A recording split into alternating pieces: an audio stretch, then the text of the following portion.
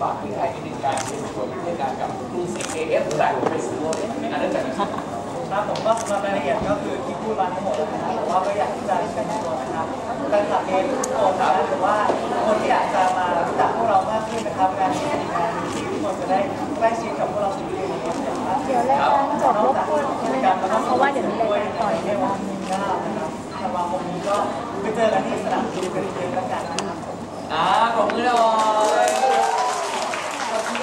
ผมก็หลายคนสงสัยนะครับว่าเราจะมีกิจกรรมเรื่องจากวันเกิดเนี่ยเรามีกิจกรรมอะไรเยอะแยะเลยเนี่ยเงินของกิจกรรมนั้นทำไว้ไหน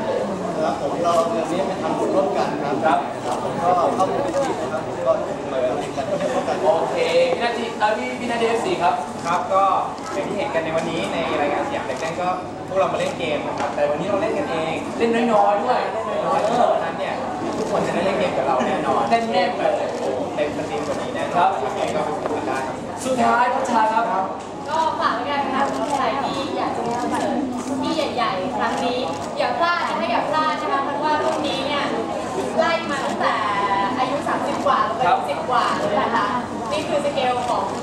อายุ10 ปีนะคะต้องติดตามด้วยกันติดตามกันครับวันที่19นี้นะครับวันนี้แน่นอนหมดเวลาแล้วนะครับขอบคุณในส่วนของรถจักรยาน